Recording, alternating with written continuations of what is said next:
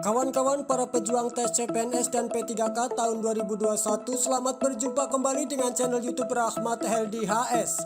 Channel yang terus memberikan informasi-informasi penting terkait perjuangan kawan-kawan agar bisa cepat lulus menjadi pegawai negeri sipil ataupun P3K. Kawan-kawan yang baru bergabung dengan channel ini, kiranya kawan-kawan bisa subscribe channel ini. Mudah-mudahan channel ini bermanfaat untuk kawan-kawan semua. Baik kawan-kawan, berita terbaru yang akan diturunkan dari channel YouTube Rahmat Heldi HS adalah berita terbaru BKN soal jadwal penetapan 173.329 NIP P3K guru tahap 1 honorer K2 harus tahu. Sekali lagi kawan-kawan, berita daripada channel YouTube Rahmat Heldi HS menurunkan informasi berita terbaru BKN soal jadwal penetapan 173.329 NIP P3K guru tahap 1 honorer K2 harus tahu. Seperti apa informasinya kawan-kawan? Sekali lagi yang belum subscribe, mudah-mudahan kawan-kawan bisa subscribe channel ini.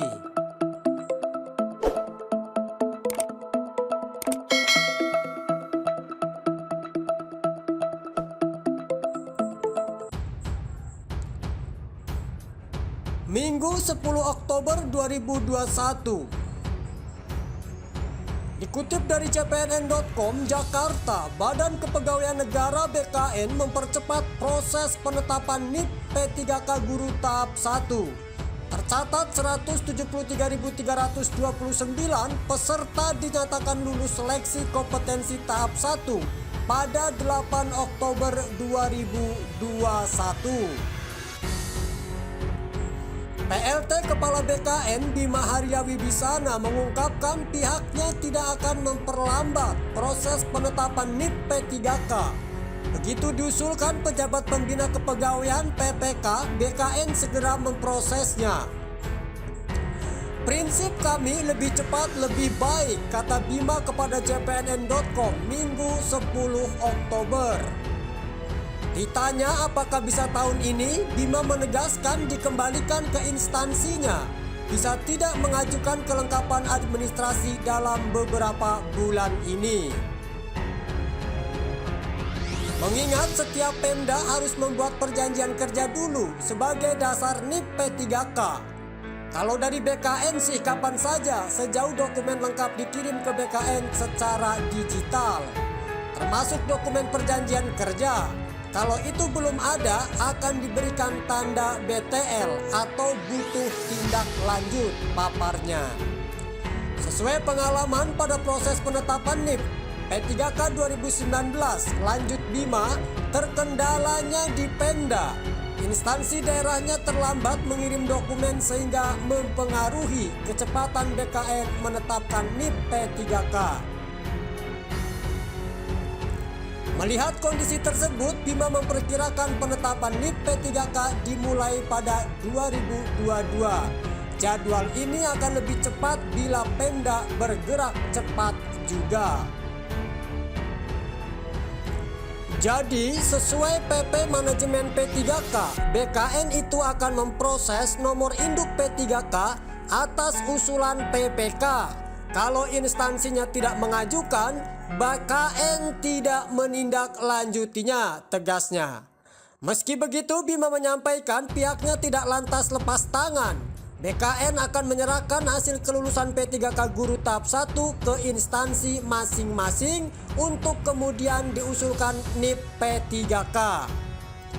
Ada 7 tahapan penetapan P3K guru, yaitu 1. Pengumuman kelulusan. Hasil ini disebut prasranggah, di mana peserta bisa melihat nilai kompetensi teknis, manajerial, sosiokultural, dan wawancara. Yang kedua, sanggah peserta. Peserta bisa mengajukan sanggahan terhadap hasil pengumuman Panselnas ke SSCASN selama 3 hari. Dan yang ketiga, jawab sanggah. Panselnas P3K guru harus menjawab sanggahan tersebut 7 hari setelah masa sanggah peserta. Yang keempat, pengolahan nilai pasca sanggah. Pengolahan nilai pasca Sangga akan diolah kembali Panselnas berdasarkan jawaban Sangga dari Pansel P3K Guru untuk disetujui Ketua Panselnas dan diumumkan hasil akhir seleksi P3K Guru tahap 1. Yang kelima, pengumuman hasil akhir seleksi kompetensi 1. Selanjutnya, Ketua Panselnas menyampaikan hasil akhir seleksi kompetensi 1 kepada pejabat pembina kepegawaian PPK instansi daerah.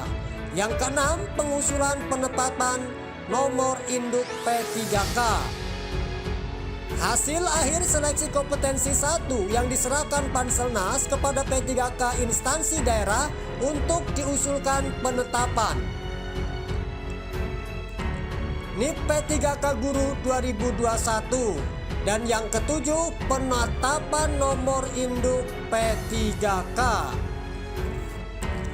Peserta P3K yang dinyatakan lulus bisa diusulkan PPK dan ditetapkan nomor induk P3K. Penetapan NIP P3K Guru tahap 1 ini tidak menunggu proses seleksi tahap 2 dan 3 selesai. Tegas Bima Arya Wibisana.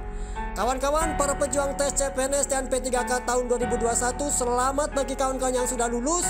Dalam informasi ini bahwa penetapan NIP kawan-kawan menjadi P3K tidak akan lama, tergantung daripada usulan daerah masing-masing.